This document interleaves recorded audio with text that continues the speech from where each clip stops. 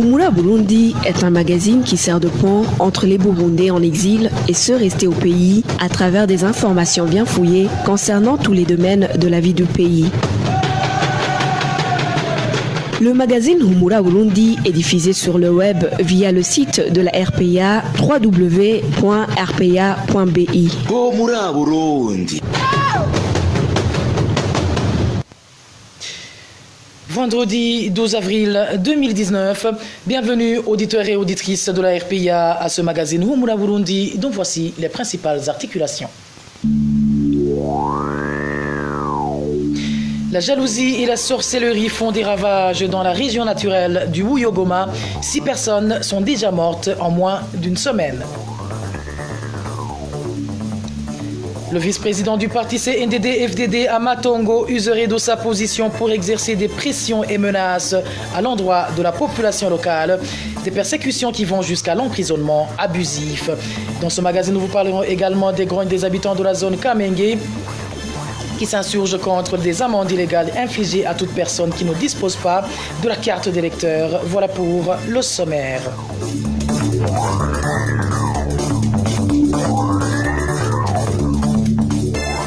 À la présentation de ce magazine, vous êtes avec Josène Mozaneza. La mise en onde est assurée par Fabrice Ndimurukundo. Rebonsoir. Ouvrons ce magazine par la page sécuritaire où une personne a été tuée la nuit dernière en zone et commune Boutezi de la province Ruyigi.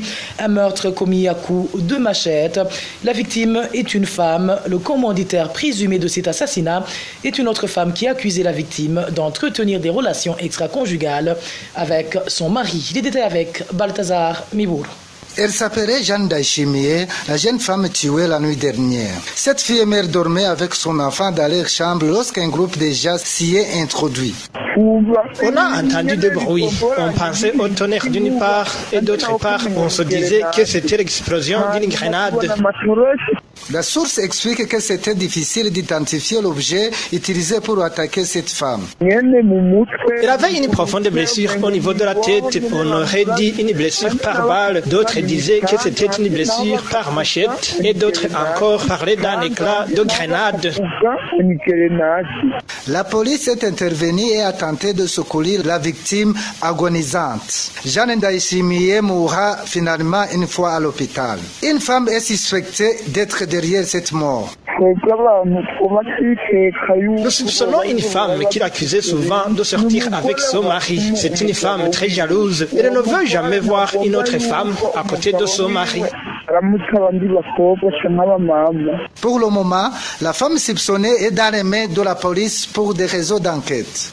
Balthazar Mibouro, sécurité toujours. La population de la commune Musongati, province Rutana, est préoccupée par un groupe de bandits armés portant des tenues policières qui tuent et violent les femmes. La population de cette commune demande que ce groupe de criminels soit démantelé. Les détails avec Emmanuel Ndaishimi. Les collines les plus menacées par un groupe d'hommes armés dans la commune Musongati sont Maramirundi, Nyabisindu et Kamaramagambo. La population pense que ce groupe est composé de policiers et d'Imbonerakure. Ils portaient des tenues policières avec des armes. Ils ont volé sur la colline Kamaramagambo chez Évariste avant de le tuer. Ce groupe est ensuite dirigé vers la colline Nyabisindu, tout près de Kamaramagambo chez Possien. Ils ont violé sa femme qui est pour le moment admise à l'hôpital pour des soins médicaux. La population de la commune Musongati demande aux autorités habilitées de fournir un effort pour démanteler ce groupe. Nous demandons aux administratifs de nous aider pour éradiquer ce groupe de malfaiteurs. Sinon, nous risquons de fuir ces localités parce que ce groupe portait de tenues policières. Contacté par téléphone, Jean Damascene Arakaza, administrateur de la commune Musongati, n'a pas voulu s'exprimer sur cette problématique. Emmanuel Ndaishimiye, en zone Chibitoke, la population se dit, elle, préoccupée par des personnes armées qui ont l'habitude de racketter les passants. Cette population dénonce l'inaction des agents de l'ordre qui ne font rien pour leur venir en aide et demande que leur sécurité soit renforcée. C'est un reportage signé Emmanuel Nyongeko. La population de la zone de Chibitoke révèle que la question de leur sécurité est devenue un casse-tête. À l'origine, des cas de vol qui sont signalés dans cette zone depuis un certain temps. Nous avons un problème sérieux de sécurité suite aux vols qui sont devenus fréquents. Auparavant, on assistait aux vols dans les ménages. Ensuite, on a vu des individus munis de gourdins et de machettes qui tendent des embuscades aux gens qui rentrent chez eux et des fois, ils les blessent. Le pire est qu'actuellement, il se présente des cas de vol à l'aide des armes à feu, témoigne toujours cet habitant. En date du 7 dernier à 21h30, sur la 6e avenue, non loin de la zone Chibitoke, un citoyen est tombé dans une embuscade d'un groupe d'individus armés de fusils. Ils l'ont battu et l'ont dépouillé de tous ses biens, des chaussures, une somme de 85 000 francs burundais et des téléphones. Il a crié, mais personne n'est venu à son secours et pourtant, c'était à 10 mètres d'une position qui compte plusieurs policiers. La population de la zone de Chibitoke s'indigne davantage par le fait que même si l'on appréhende un voleur et qu'on le remet à la police, il est aussitôt relâché. En date du 8 à 10h du matin, à la 15e avenue, un voleur a été attrapé et on a alerté la police qui l'a ensuite libéré. Cela s'est passé au vu du chef de zone et les chefs de quartier. Ces derniers alertent les corps de défense et de sécurité, mais à leur tour, ils sont souvent intimidés par les voleurs relâchés. Contacté à ce propos, Félix Nsabimana, chef de zone de Chibitoke, nous a raccroché au nez après notre brève présentation. Emmanuel Niyungeko de Bujumbura cap sur Changuzo, où 5 membres d'une même famille de la colline Mugendo en commune Changuzo sont morts au cours de cette semaine. L'empoisonnement serait la cause de ces décès. Une femme suspectée d'être l'auteur de ce crime a aussitôt été battue à mort par des Imbonerakouré, un comportement décrié par les habitants de la place. Les points avec Rachel Kagiski. Les habitants de la colline Mugendo, commune Changuzo, révèlent que ces personnes empoisonnées sont de la famille d'un certain Laurent Gatemba. 7 personnes de cette famille sont tombées malades depuis lundi soir et 5 parmi elles ont déjà rendu l'âme. La première a succombé mardi matin. Les 2 dernières victimes sont mortes ce vendredi. Laurent Gatemba et son épouse sont actuellement admis à l'hôpital Changuzo, la femme étant dans un état critique. Le dimanche dernier, Laurent Gatemba s'était disputé avec une femme proche de sa famille du nom de Gabriela Mahungiro. Pour cause, Laurent Gatemba avait renversé un panier de vivres de cette femme et les administratifs lui avaient exigé de rentrer avec ses vivres et d'en acheter d'autres pour récompenser la dame. Après ces morts successives des membres de la famille Gatemba, l'administrateur de la commune Changuzo lui a demandé de charger Gabriela Mahungiro. Pour l'administrateur, c'est cette femme qui avait empoisonné cette famille. Mais Gatemba a refusé d'accuser la dame, ce qui n'a pas empêché l'administrateur Innocent Nyandwi d'arrêter Gabriela selon les sources sur place. Mais en cours de route vers les cachots de la police, l'administrateur a livré la dame aux Imbonerakouré qui l'ont passée à tabac tout près de l'école appelée ETS pour suivre ses sources. Après le passage à tabac, l'administrateur a conduit Gabriela à la police, mais les policiers ont exigé qu'elle soit soignée d'abord. Les habitants de la commune Mugendo indiquent que pour le moment, Gabriela Mahungiro est en Gozi pour bénéficier des soins. Ils demandent la justice pour cette dame. Ils devaient l'emmener à la police pour qu'elle soit interrogée, mais l'administrateur a choisi de la faire tuer. Nous demandons à la justice d'enquêter sur les raisons qui ont poussé l'administrateur à agir de la sorte. Comment a-t-il osé? Il l'a conduite à la police, mais les policiers ont refusé de l'incarcérer parce qu'il était dans un état critique. Elle allait mourir. On a essayé de contacter Innocent Nyandwi, l'administrateur de la commune Changuzo, mais sans succès. Merci à toi Rachel Kagiski. Une courte pause et nous entamons la page justice de ce magazine. Libération ce jeudi 11 mars du colonel Kadende Adrien qui a été gardé en détention 6 mois alors qu'il avait purgé sa peine de 3 ans. Cet officier de l'armée burundaise a été emprisonné, accusé de détention illégale d'armes. Colonel Kadende Adrien a, durant cette période d'emprisonnement, été victime de traitements inhumains dans les différentes maisons carcérales où il a séjourné. À la prison de Lumongue, un policier lui a tiré dessus, mais il n'a pas eu l'autorisation d'aller se faire soigner. Et à la prison centrale de Mimba, il a été tabassé à plusieurs reprises et mis en chambre correctionnelle. Il n'avait aucun droit de visite. Toujours en parlant de justice, les détenus qui ont purgé leur peine et ceux qui sont bénéficiaires de la grâce présidentielle devraient être relâchés par la justice. Propos du chef du département juridique au sein de la CAT Burundi, Jean-Claude Ndiburumunsi, demande au ministère de la Justice d'inclure également les dossiers des détenus politiques dans la mise en exécution de la grâce présidentielle de décembre 2018. Suivi. Ce que nous avons constaté dans la prison de Butega, c'est qu'au total, le jour où la campagne a débuté, on a libéré 142 détenus, dont deux détenus qui sont poursuivis pour des infractions à caractère politique. Ici, je peux citer le cas de Hakizima Nozimi et Niekuri Jean de Dieu. Ceux-ci ont été libérés à la fin du mois de mars, mais ils avaient été acquittés par les juridictions. Hakizima Nozimi avait été acquitté le 14 décembre 2017 et Niekuri Jean de Dieu le 4 novembre 2018. Dans la prison de Muramvya, très récemment, on a libéré 246 prisonniers, 2 prisonniers poursuivis pour des infractions à caractère politique. Il s'agit de Nimouana Innocent et Emmanuela Kubimana. Ils sont tous des prisonniers qui étaient déjà acquittés par les juridictions. Donc, il y a beaucoup de prisonniers qui ont déjà purgé leur peine, d'autres acquittés, mais qui copient toujours dans les prisons. Ce que nous demandons au niveau de la CAT, c'est qu'il faut appliquer la loi et respecter les décisions judiciaires afin de les libérer. Nous demandons aussi à la justice d'appliquer la grâce présidentielle sans distinction.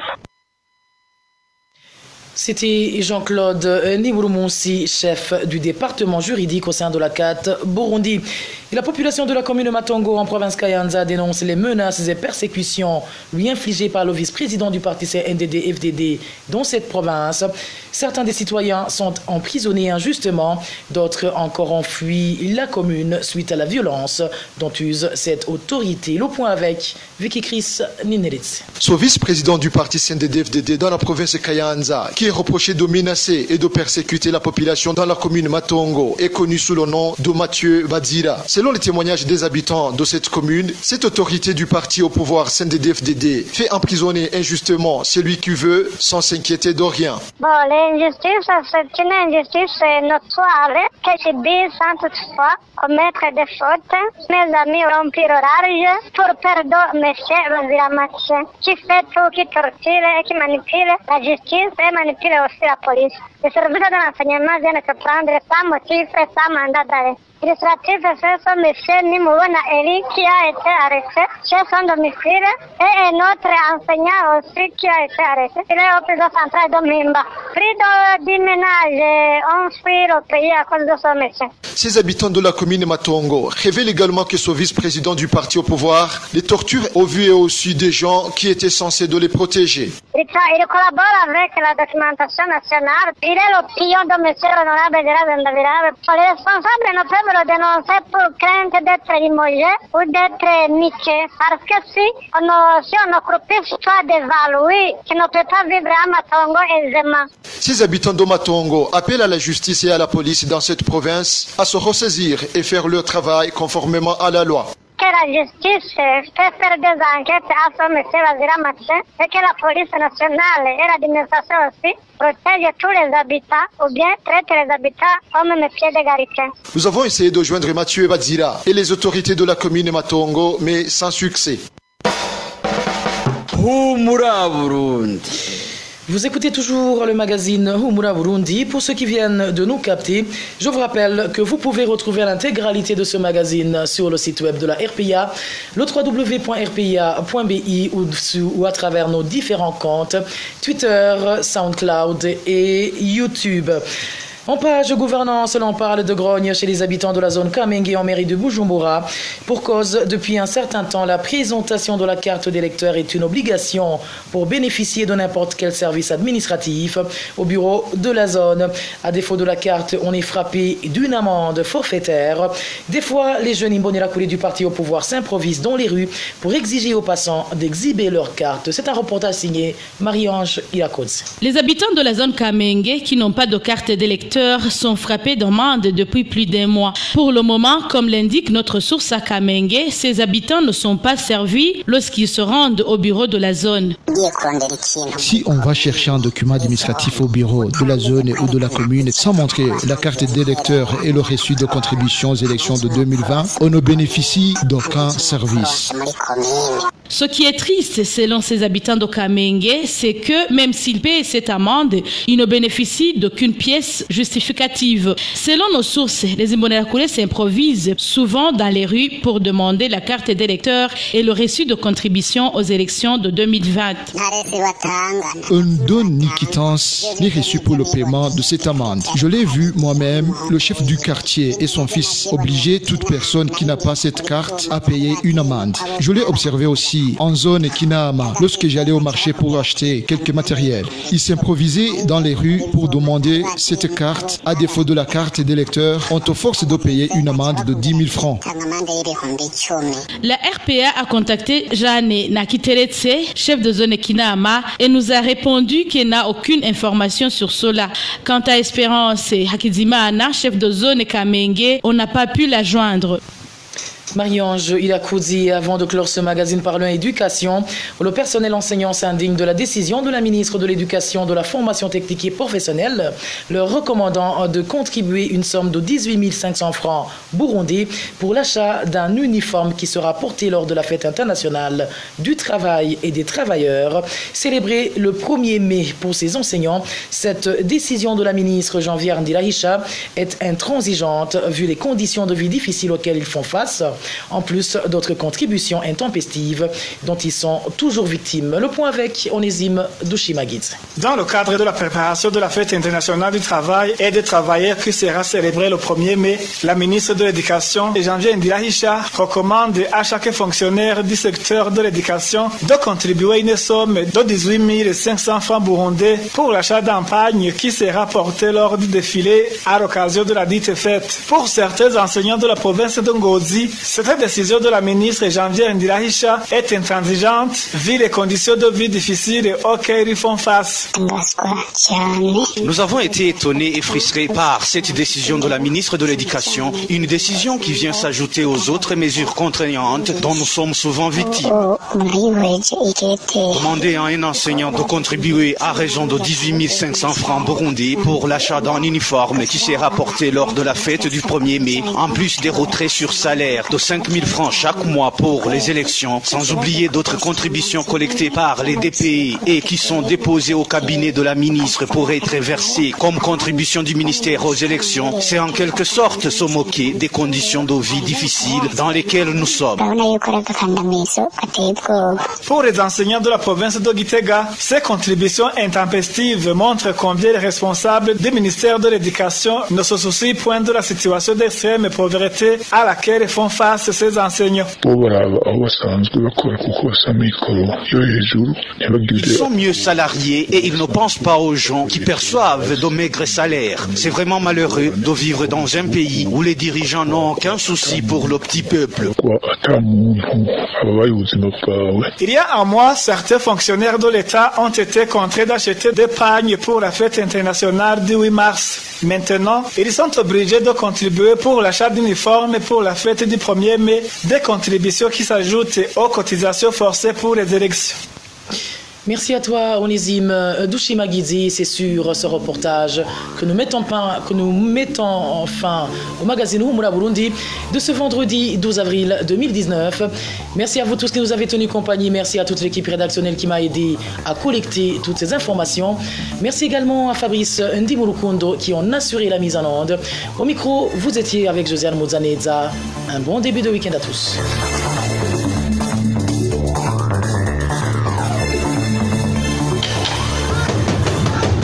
C'était le magazine Humura Burundi. Un magazine campant pour relier les Burundais en exil, et ce toujours au pays, à travers une information de qualité.